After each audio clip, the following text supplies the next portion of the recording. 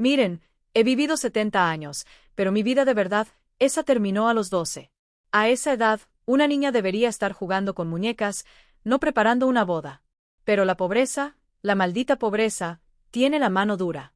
Y a mi madre, mi propia madre, no le quedó más remedio que venderme. No me lo dijo con dulzura, no. Me lo dijo con la cara lavada, sin una sola lágrima. Clotilde, te vas a casar. Es la única forma de pagar la deuda. Ahora vas a vivir en una casa grande y no pasarás hambre. Yo solo veía mis manos, las manos pequeñas de una niña, preguntándome qué tenía que hacer una niña de 12 años para casarse. Mi esposo, o el hombre al que me vendieron, se llamaba don Fernando. Era un hombre viejo, muy, muy viejo. Su barba era blanca como la nieve y sus ojos eran fríos, como dos piedras pulidas. Tenía el respeto de todo el pueblo. Tenía poder, y ese poder fue lo que compró mi vida. El día que me llevaron de mi casa, recuerdo que hacía un sol brillante. Pero para mí, todo se volvió oscuro. Lloré en silencio todo el camino hasta su hacienda. Era enorme, lujosísima, pero se sentía como una prisión de oro. Mi madre me entregó con un simple, sea una buena esposa. Y me dejó allí. Me dejó sola con el monstruo que me había comprado. Don Fernando me presentó a la servidumbre. Todos me miraban con lástima, pero nadie decía nada. En su casa, él era la ley. Y yo era su nueva propiedad. No me permitió jugar, ni estudiar. Me sentaba a bordar en un rincón. Yo no era su esposa. Yo era su adorno, su secreto que nadie podía ver. Pero la peor parte llegó la noche de bodas. O la que él decidió que sería nuestra primera noche. Me llevaron a su habitación. Era la habitación más grande de la hacienda. Lujosa, con una cama tan grande que parecía que se iba a tragar la habitación entera. Mi corazón latía tan fuerte que creí que se me iba a salir del pecho. Yo era solo una niña, aterrada. Doña Clotilde se lleva las manos al pecho, sus ojos reflejan el terror de aquel momento. Él entró. Se sentó en el borde de la cama, y con esa voz grave, me dijo, acércate, Clotilde. Quiero que veas con lo que tendrás que vivir el resto de tu vida. Y en ese momento, él se levantó. Y al darme la vuelta, al verlo allí, de pie, en la penumbra de esa inmensa habitación, yo vi lo que mi esposo, el hombre que me había comprado, me había ocultado. Vi lo que nadie en el pueblo sabía. Vi lo que había pagado por mí. Y él tenía un enorme defecto. No era solo su edad, no. Era algo que le impedía ser un hombre común. Algo que él, en su inmenso orgullo y su inmenso poder, se negaba a reconocer. Era la prueba viviente de que, a pesar de todo su dinero, había algo en el que nadie más quería, y por eso tuvo que comprar una niña. Compró mi vida para ocultar su vergüenza. Yo, a mis 12 años, no entendía de hombres ni de vergüenza. Solo entendía el miedo. Vi el terror en sus ojos al mostrarme aquello, y el terror en mi corazón al verlo. Y lo que sentí no fue lástima. Fue la certeza de que mi cuerpo y mi vida le pertenecían, pero que mi alma nunca le daría lo que él buscaba. Él no me forzó. No la primera noche. Me sentó a sus pies y me dijo, tú eres mía. Eres mi esposa. Y vas a cuidar de esto y de mí, el resto de tu vida. Y entendí que yo no era una esposa. Yo era una enfermera, una guardiana de su terrible secreto. Mi vida se convirtió en un ritual de silencio. La hacienda era inmensa, pero yo solo conocía los pasillos que iban de la cocina a la sala y a su habitación. Mi única compañía eran los criados, y ellos estaban más asustados que yo.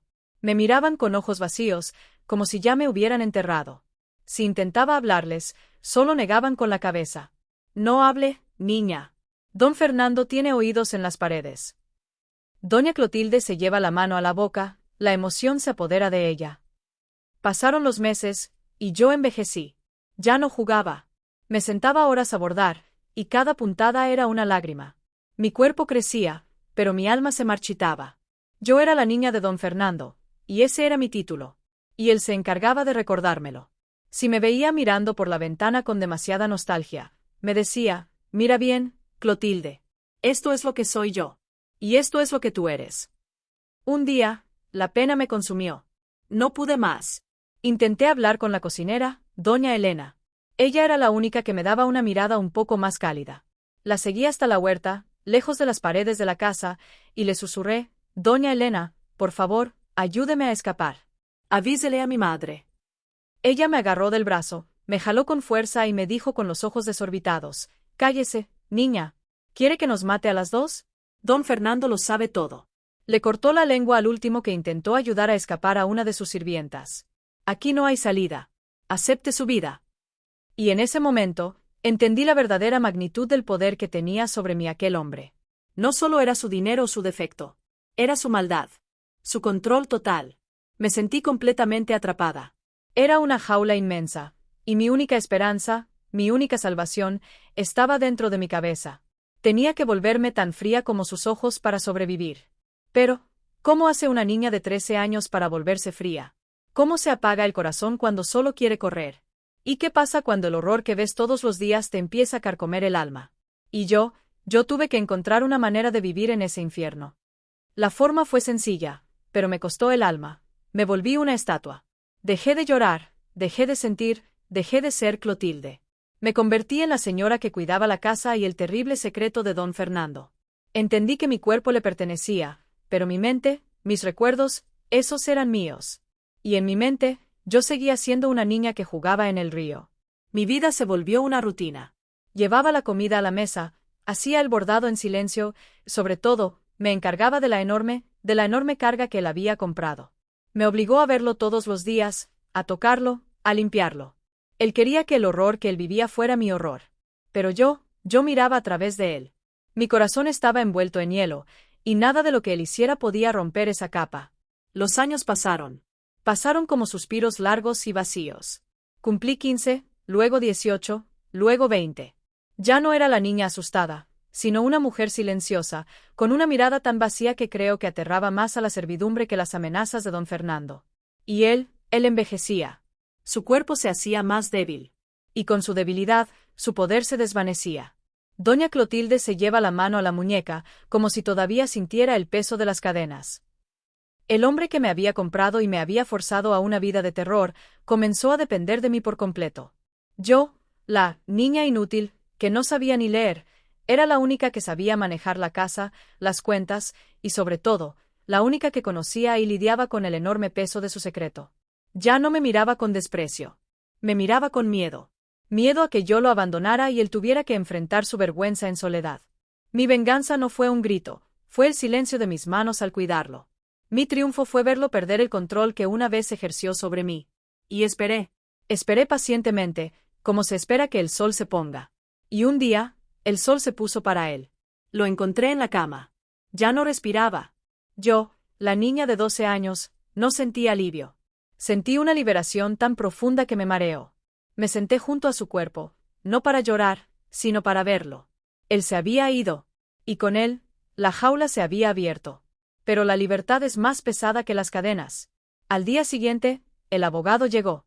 Me informó que, al ser su única esposa, yo era la única heredera. Y me convertí en la dueña de todo. De la hacienda, del poder, de las tierras, y del enorme y terrible secreto que él guardaba en su habitación. Los criados que me habían mirado con lástima, ahora me miraban con terror. Yo era la nueva dueña de sus vidas.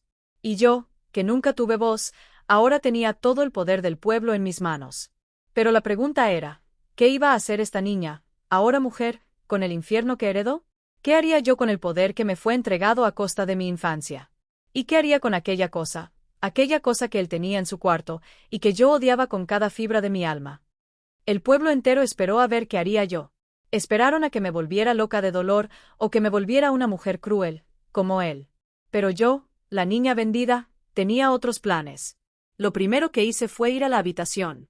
Sí, la habitación del terror. Y me enfrenté a aquel enorme secreto que me había robado la infancia. No lo hice con miedo, sino con el poder de la dueña. Lo miré por última vez, y sentí que la jaula que me había atrapado por años, se rompía. Ordené que fuera destruido, que se quemara, que no quedara ni el recuerdo de lo que me había atemorizado. Lo segundo que hice fue abrir las puertas de la hacienda. No me quedé a vivir en esa prisión de oro. Vendí cada pieza, cada tierra. Y con el dinero, no me compré una vida de lujos. Compré la libertad para todas las mujeres del pueblo que vivían bajo el mismo miedo y la misma pobreza que yo. Construí una escuela, y puse una clínica, para que ninguna niña volviera a ser vendida por una deuda. Y así, la casa de don Fernando, que fue mi infierno, se convirtió en mi legado. Mi vida ya no se trató de lo que perdí a los 12 años, sino de lo que pude construir con el poder que me fue robado y luego devuelto.